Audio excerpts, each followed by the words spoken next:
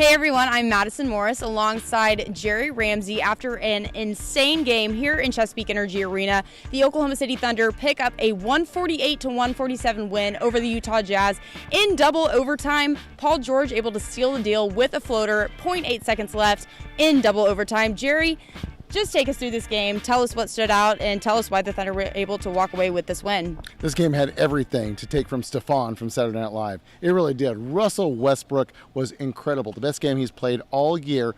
That's not a triple-double. The shot was there. He's knocking down threes. He's hustling on the floor, being a real leader. All the while, the Utah Jazz just keep coming and coming and coming. Rudy Gobert was fantastic.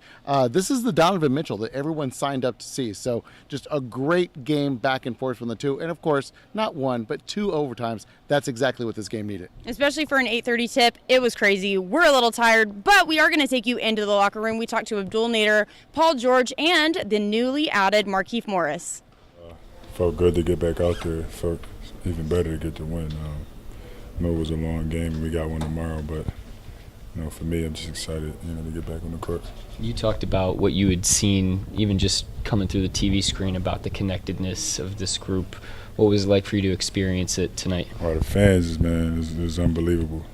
A team is a brotherhood. Like I said before, man, you can see that, from the outside looking in, and it showed tonight. We went down, but, we stuck together. The bench, came in, did a great job. The starters, of course, the MVP and Rush did their job. You got much rust after all that time off? Not much. I shot the ball one time, so you really couldn't tell how much rust I had. So, we got another one tomorrow.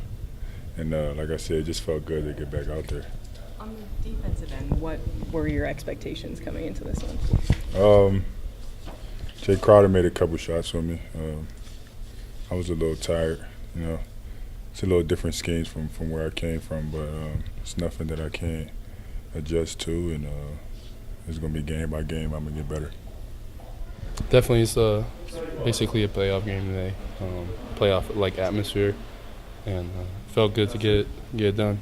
You hadn't played for quite some time, and then Billy puts you in. Your teammates trust you right away, and you hit the huge shot, make a steal. Just tell me about those moments.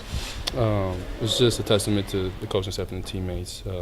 When even maybe I wasn't playing so well in the first half, still having the confidence in me to put me back in and finish the game.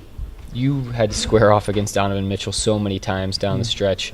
What's your mindset in those moments as you guys are just trying to grind out some stops?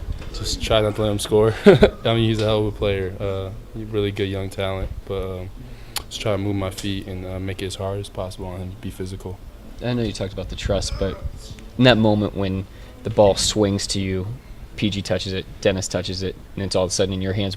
Is there anything going through your mind? What's happening there? You better make it.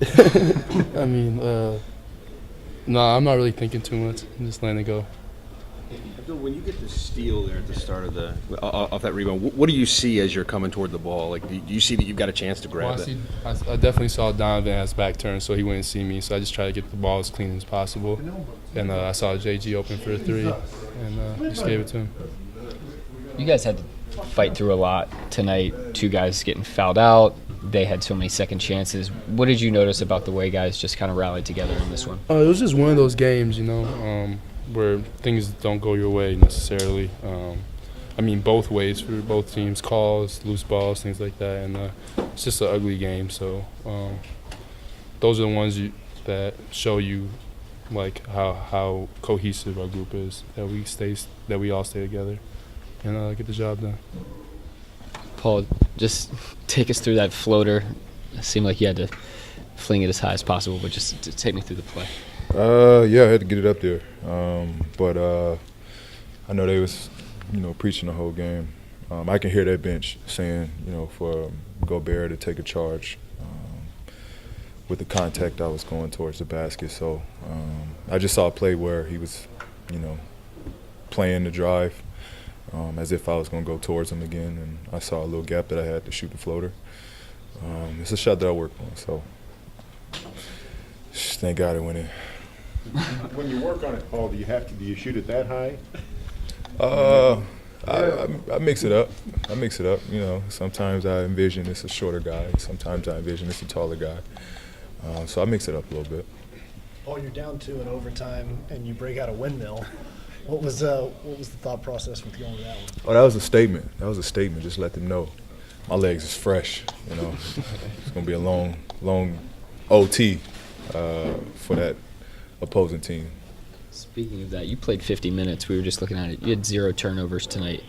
How, with just as much as you have the ball, how much you're carrying, how were you able to be so efficient with the ball tonight? I was just in a good rhythm. You know, it was just a good rhythm, trying to find and make the right plays. You know, it was just one of them nights. You forced him into 24 turnovers. Just how big of an impact was that on the game? I mean, that was the game. You know, we squeezed by, and you know, we turned them over. We pretty much took care of the ball, so that was the game. That is going to wrap it up here from Chesapeake Energy Arena. The Thunder will be back here in less than 24 hours for a 7 o'clock tip-off against the Sacramento Kings. Guys, we'll be here. Stick with us, and we'll see you tomorrow or tonight. So we'll see you then.